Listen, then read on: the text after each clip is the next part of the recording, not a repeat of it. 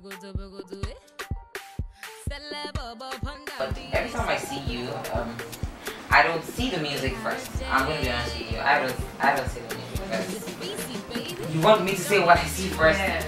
Okay, I can see your facial expression already. But really, when I see you, I see. I'm trying to look for the right word to use for it. Maybe because of the way you dress when you're on stage, you have this. Like I always say, if you're an entertainer, you need to entertain. Not only with your music, with the way you dress and your lyrics and your beats and what you give to your fans. And I think that and I feel disgusted myself. Shout out to my manager for being. If I'm going to blame him for the first time, I hope you can leave. Okay, are you listening? He's listening. Yes, I'm going to blame you for making it possible for me to be here and be sounding and looking tired like this in front of my fan, in front of a lover of mine. Eh? No go. Yeah? He's already talking. Yeah. No go. I can see yes. I'm not that. I'm not from that job. No go. Meaning sorry. You can see the expression, baby. If you fall in love with the Frenchman, you don't have to understand what he's saying. Exactly. You can see and feel the amour. And they're very romantic, Alright, Yemi, I can see you speaking another language, and Yemi to me is from yeah, so where are you from? I know you're probably from My mom is okay. native of that. Okay. And your dad is understood. Okay. You look more Indeed. I know. Okay, so let's get to meet you. I know that you graduated from the University of Lagos, right? And how did music start for you? How did you? I've always been involved with music one way or the other. Growing up as a kid, from primary school, secondary school, I used to represent all my schools in singing competition, dancing competition, drama. I was everywhere. But at a point, I joined I joined the girl group called Naughty Spices in secondary school. So music sort of started for me a little seriously at that point when my name is Ginger Spice. Oh. Yeah, but it was until I won a talent show in 2009 that I realized that I just had to make a career out of this talent that I have. The Peak Talent Show. How did you get picked? What happened, from the time you saw it and said, look, I'm going to put in for it, and did you know you're going to win? At all. Okay. I was in my 200 level at that point when there was a nationwide strike. And one of my girlfriends who used to be part of the Naughty Spices came like, what did you do yourself? Why haven't you gotten involved in any of this reality shows or competition? And I got leave me. She went online, she just filled the form, said you must go. And I had nothing doing, so I was like, okay, let me go. And somehow I just kept scaling from, it was a nationwide competition. I represented Lagos, then we went down to top 60, then 4, then Tara, which is happening. Okay, when you're saying that you're already getting into the, when she like, what's going on? Did you actually know that? Okay. In fact, I didn't expect half of what I got anything. I was just, let's say, what's the word? Watching time go by, just having fun. It was a strike, nothing to do. And so, okay, let's just do it. And they kept calling my name. In fact, the first day when I went for auditions, they lost my phone. And so I had to start. Initially, I was like maybe 200 or something. I had to start. I was like 1,700 or something. And they still found my number. And I still kept going on and on. So it was a miracle all the way. So after that, it dawned on you like you have to do music.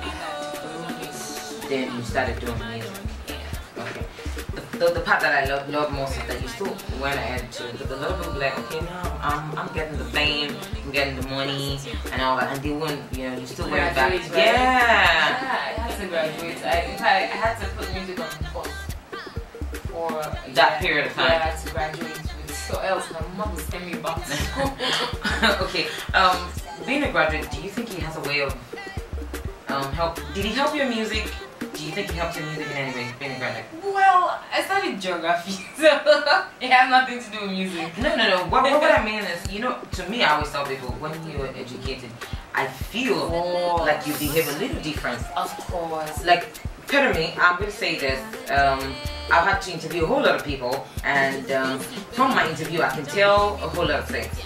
For instance, when one artist, I'm not going to mention his name, came here, he was so punctual, he was so together, and me talking to him, I was like, I I didn't know you guys had this kind of life. Like, it was together, just like you are. It was, you know, the whole thing. I was answering the questions intelligently and all that.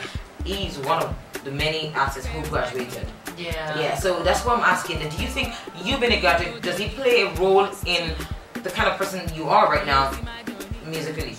100%. I was just in with my assistant manager, Tana, and talking about how he's a graduate of something that has to do with physics or something.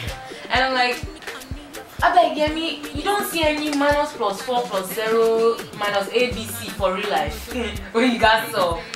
No, true matter. I think at the end of the day, so many years we spend in school from nursery to university just so that we're in a controlled environment that teaches us how to relate with people. Even, you know, when you enter a university, everything changes for you. How to relate with your lecturers, how to be able to be at the receiving end when you have to get from somebody, other things you have to go through, how to manage. Some girls go as far as having to sleep with lecturers, some read their heads off to pass. Some, you know, you understand? So if you choose the things you want to do in that controlled environment until you leave and start life on your own. So I believe that, yes, education is a very played a very vital role in, let's say, making the woman I am today. So. Okay.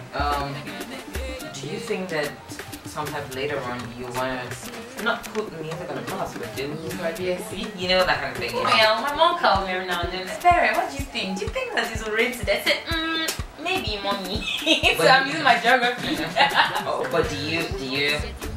Do I think I'm gonna? Yeah. Well, I'm not sure. I'm not sure yet. But I do have a very big, like I have a flair for like, the meteorological part of geography and climate and all that. So I have a feeling that maybe somewhere along the line I just might. But it's not. At the moment, it's not something you're looking. Yeah. And I read somewhere that you're an actress. Have you ever done any? Well, I used to be a kid actress. Okay. And apparently, not like if you notice in all my videos, yeah. There's an element of Yemi Alade you see somewhere. That is me acting. I had a song with Deep, Rock Your Body, the video, and it seemed like we had something extremely steamy going on. That was us acting. You see the Journey video, you see all we were all acting. So somehow I still bring up that part of me. So I guess somewhere along the line, if the money's right, I definitely will go back into Hollywood somehow. But not leaving music, definitely.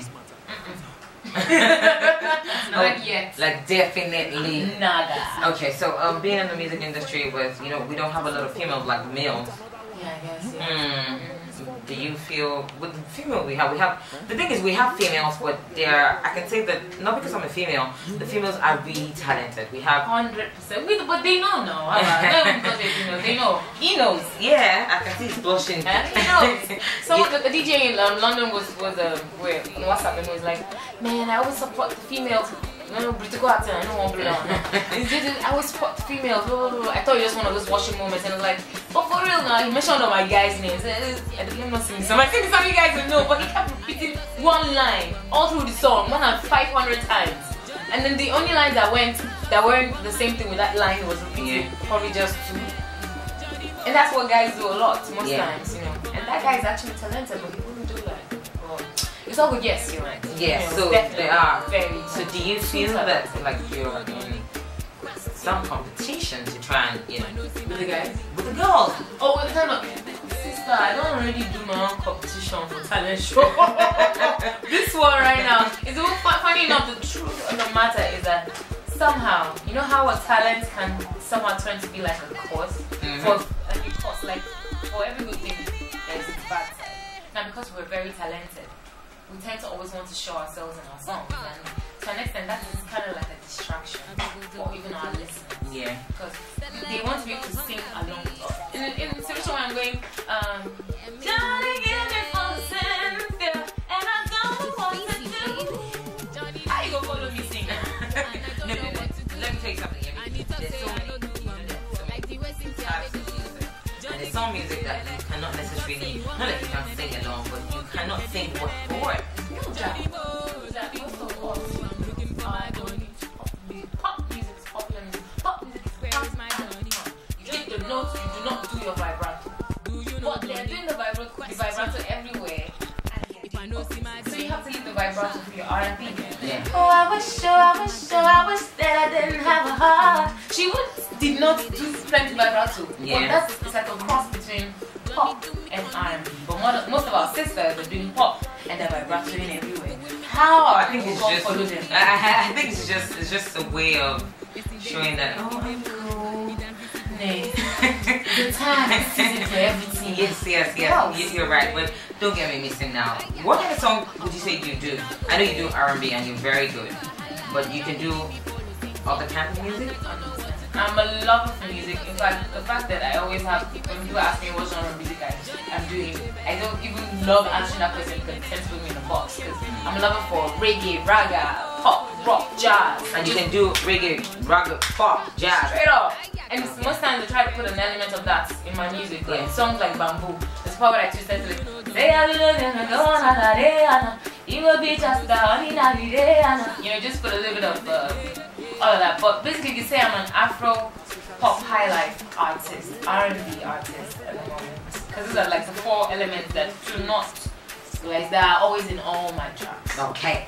Before we continue talking to Yemi, to the beautiful Yemi, because she is, and we would play the bamboo. Yeah. And when we get back, we'll be talking more on your music. Okay. Your love life. Okay. And other things. Don't go nowhere. We're playing bamboo now, and when we get back, we'll keep talking to her about our plans for the future and what we should expect from her for the rest of this year, and of course what she's working on right now. And of course at 3:45 we'll be doing an interesting segment. Yemi will be joining in to do that. Don't go nowhere. It's still the Chatroom Show on Rainbow 94.1 FM. Don't touch it. Could you be here?